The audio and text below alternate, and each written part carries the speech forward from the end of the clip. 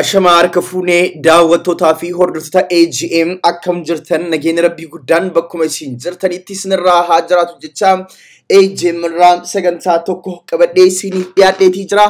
Sagantaan kunis waa'ee qophii ijoolleen Oromoo biyya Bahareenitti argaman qophii yaadannoo gooticha artiist Haacaaluu Hundeessaatii fi waa'ee bittaa albama isaa irratti hojii boonsaa hojii akka malee nama dinqisiisu hojii Oromummaa bu'uura godhate tokko dalaganiitii jiru. Isa kana gama keessan dhiyeessina. Egaan daawwattootaa fi hordoftoota keenya kabajamoo ilmaan Oromoo biyya Bahareen keessa jiran kan lakkoofsaan xiqqaa ta'an hojii jajjabaa ijoollee biyyoota Arabaa biraa keessa jiraniif fakkeenya guddaa ta'uu kana hojjetaniitii jiru. Hojii kanaan uummanni Oromoo galatoomaa jechuun qaba. Isaanis biyyoota Arabaa keessatti biyya Bahareen kan haalli mijataanii hin jirre kan wanti tokkollee namaa hin mijanne keessa ta'anii Oromummaan keessa isaaniitii danfuu irra dhaabbachuudhaan jaalala gooticha Oromoo artiist Haacaaluu Hundeessaatiif qaban irra dhaabbachuudhaan sagantaa bareedaa akkaan nama hawwatu kana qopheessaniitii jiru. Sagantichi biyya Arabaatti waan qophaa'eef sagantichi amma yaadametti waraabamuu baatus garuu biyya Arabaa keessa taa'ame sagantaan akkanaa kun keessaayyuu biyya Bahareen biyya haalli tokko hin mijanne keessatti sagantaa akkanaa qopheessuu caalaa wanti nama gammachiisu hin jiru. Shamarranii fi dargaggoonni Oromoo biyya Bahareen keessa jirtan hojii guddaa kana hojjechuu keessaniif guddaa galatoomaa jecha hojii keessan kana kinootiin uummata Oromoo isiniif daawwachiifna. Uummanni Oromoos hojii kana daawwadhaa, fakkeenya irraa fudhadhaa. Akkuma isaan albama Haacaaluu Originala isaa bitatanitti uummanni Oromoos albama originala isaa akka bitu gamanumaan iyyaamicha isiniif dhiyeessina. Amma kallattimaan gara sagantaa isaanii guutuutti isin dabarsaa. Sagantaa kana daawwadhaa fi hundi keessan sagantaa kana waliif dabarsaa. Hojii boonsaa isaan hojjetan kana gurra hawaasa Oromootiin gahaan dhaamsa kenna. Kenya kan guyyaa har'aa goota keenya jaalatamaa kabajamaa artiist Haacaaluu Hundeessaa guyyaa yaadannoo isaa waggaa tokkoffaa fi akkasumas CD isaa kan dhuma sagalee isaa waggaa tokkoffaa ta'ee akkasuma jiraattonni biyya Bahareen keessa jiran oromummaa isaanii kan dhagahame tokkummaa isaanii kan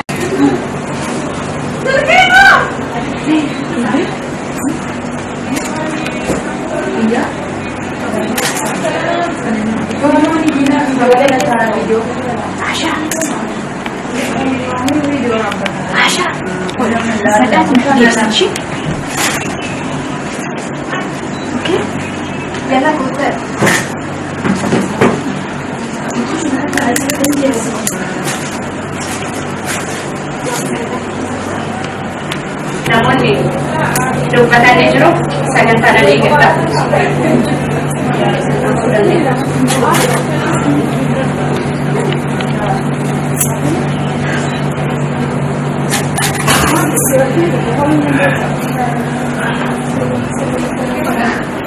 Okay, karena tansurannya,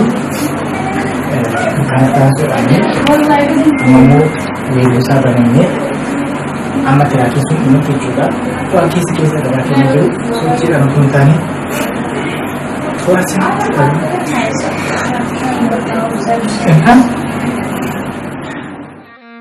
Baik Aceh kini kali boleh sekini Aceh, boleh tu begini ni. Foundation jedhamee mata biyyattii bakka garaagaraa wantoota garaagaraa qopheeffatanii jiru. Akkuma kana nuufillee foundation jedhee biyya Bahareen keessatti tokkummaan kun illaa otoo hin taane, tokkummaan kun gadi bu'atoo hin taane, wal danda'uudhaan, wal baachuudhaan, wal jaalachuudhaan, wal dhaggeeffachuudhaan tokkummaa keenya hin cimsannaa kan rakkate gargaaruudhaan. Kan biraa wanti isinitti hin barbaadu nama rakkate as keessatti gargaaruudhaan, nama kufe kaasuudhaan, nama beela ilaachuudhaan, nama dheebotee qabaasuudhaan. Walii keenya wal baachuudhaan sagantaan kun itti fufa malee waan dhaabbatu qabu. Guruupiin kun qaaliidha, qaalii keenya Haaceetiin dhaabbate waan ta'eef hiddi isaa gadi fagaate. Kan immoo har'a mirkaneeffadheera. Har'a bakka gadi fagaarii lafee bulaa kanaaf galatoomaa baay'een sin jaalladha. Baay'een sin kabaja. Galata guddaa qabdu. Galanni immoo bilisummaa nuuf haa ta'u. Seenaa Haaceetii. Ya ada beranam nih kapten. 6 dia ada kapten. yaada gabaabaa hin jiru. Sagantaa yaada erga hin qabaanne ta'e ani asirratti yaadna kennu tokkummaan keenya asirra dhaabbannee bakka kanatti argamu kenna maqaa artistii goota keenya Haceetiin akkasuma uummata Oromoo bal'aa kan biyya keessaatti falaatiin guddaa isin galatoomfadha galatooma.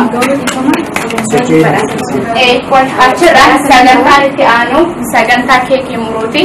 Guyyaa Seedii Hacee eebbisiisuudha waan ta'eef kanaaf immoo keekii murree sagantaan duraa boodaan itti aanu ni jira. Turtiin keessa nu wajjin haa ta'u.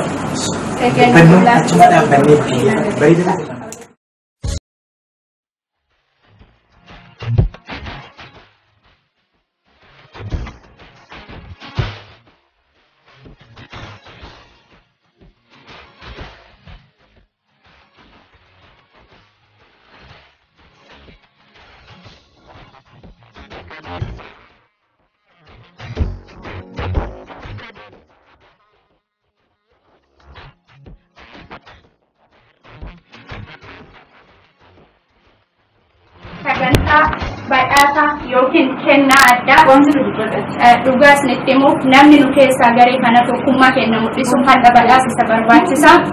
Kanaaf immoo sagantaa viidiyoodha. Kaza waan ta'eef jechuudha sagantaan kana keessatti badhaasa qaba. Mucaan kun akka nu dalagataadha biyya keenya irraa baqattummaadhaan biyya gandaa keessa kan jiru tokkummaa keenya cimsuuf galgalaa ganama hifadhe dadhabee osoo hin jedhin nu wajjin ka'ee fiigaa dhufi. Kanaaf akka garee keenyaatitti garee tokkummaa yookiin garee goota keenya Hacee jedhuuni badhaasa tokko isaaf qopheessinee jira. Kanaaf badhaasa kanallee kan nuuf kennu hooggantuu teenya garee dammoo alamu akkasuma obboleessa keenya kan nu cina argamu isin hunda bakka bu'ee kan qopheessine badhaasa kennuu kenniitiif gara sagantaatti.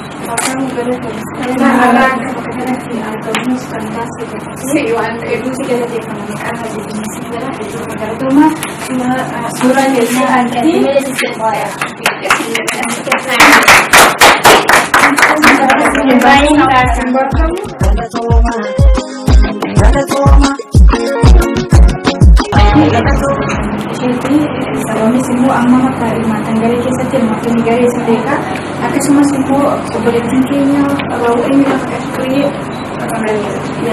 neeshii akka hirmaattota gareetitti badhaasa hidhaatti mala qabdaan hin beekaman sana jedhanii garee jajjabeessuudhaaf bakka maqateellee waan qabduu liqeeffattee waan nuuf dhufteef ani immoo maqaa Haceetiin suuraa Haceerraa hojjetame kan ammaa kennaa jalqaba Xurunesh si barbaachisa kan hooggantuun garee keenyaa Xuruneshiif dammee sagantaa qopheessee fi jirti badhaasa jechuudha nurraa dhalta kabajaadhaan.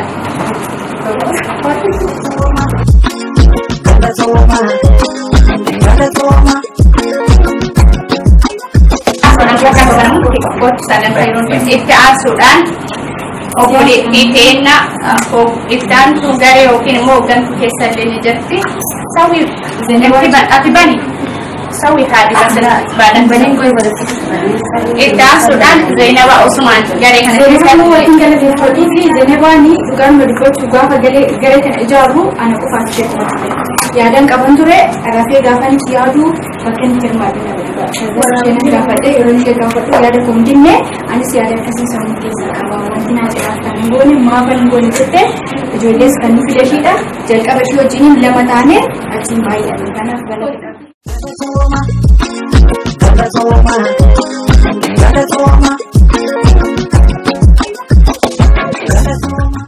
Tattaaffii keessatti darbaan kan wajjin ta'u hooggantuu garees ta'ee tattaaffii garee san keessatti kan qabu anaafis na barbaachisa kan jiran badhaasa naaf kennu guddaa galatoomaa gareen keessa kanarratti kan afoo osoo hin taane waan baay'ee irratti kan hojjechuu qabnu jechuudha. Hedduudhuma galatoomaa maqaa Haceetiin jira. Hubachiisa wanti kana kan akka nuti ijoollee kana kennu kan godhe gaaffiisaaf masarratti gumaachee birrii kootiin miti kana fide dhaggeeffatanii biriif yaanii miti ijoolleen baay'ee jajjabduudha baay'ee jabaadhaadha jechuudhaan kan akkasii sadii nuuf gumaachee jechuudha. Kanallee anaaf ishee naaf kenne isinitti tanimaa maqaa wajjin jechuudha. Kanas ishee naaf fide isheetu nu fayyadu jechuudha. Meeshaa sakkaas ga'uuf kan waa hunda qopheessee isheetu nu fayyadu akkasumas immoo ispoonsara yoo barbaadan isiniif fidsiisuu ni dandeenya jechuudha. Waan kana kun tokkichi birrii kuma inni kun immoo birrii 500 jechuudha. Bosonni sibiilaa asii dhugaaf dhaabbatu kan sabaa fi ijoollee gootaa qacaru sabaa fi ijoollee gootaa qacaru. Goota saba isaatiif lubbuu aarsaa laatee isa lubbuu isaarraa akka sabaa jaalate isa lubbuu isaarraa akka sabaa jaalate. Qaaliin Oromoo inni beekan saba isaati dubbii maataa dhume jechuun naannoo. Jabaa koyoomsuutii dhiimaatu na taasisaa. Sagalee dubbattuu diina jabbifachiisa. Sagalee dubbattuu diina jabbifachiisa. Ati hundarabii kadhaa beeka gameessa koo yoomiyyuu keessa jirta ati gameessa koo yoomiyyuu keessa jirta ati gameessa koo. Ati bakkeetti baastee dhugaaf irratti turee seenaa keenya mulqee isa tormaaf turee isa tormaaf turee. Yeroo hunda si yaadnaa nu keessa jirta nu keessaa dhabda siidaa gamoo nu keessaa dhabdee kan isin hin qabne hin qabu. Gochaaf dhabaa hin ta'e dhimmallee. Bineensi si nyaattee utubaa uumatti geebi baanni ishee irra caatee ati koo. Nuti mala dhabnee mala waa'ee keenyaa macarsee karaa tafe dallaan cabseera jechi bilaa nyaannee isaatu keessaa galmeedhaaf kenneera isaatu keessee galmeedhaaf kaayeera. Seenatti barreessa aciboo aceessanii mootii seenatu si faarsee ganamaa galgalaa aceessanii mootii yeroo hunda goofaa waliin.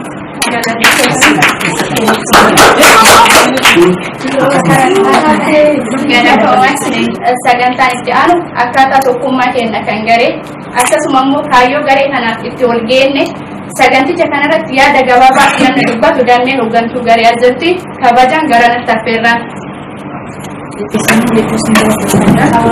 Asitti argamanii gaddas gammachuu soolii godhachuu keenyas isin galateeffadhaa maqaa biyyoota keenya Haacaaluu Hundeessaatiin jedha. Gara dhumaatitti deemaa jira. Sagantichi keenya gara dhumaatitti deemaa jira.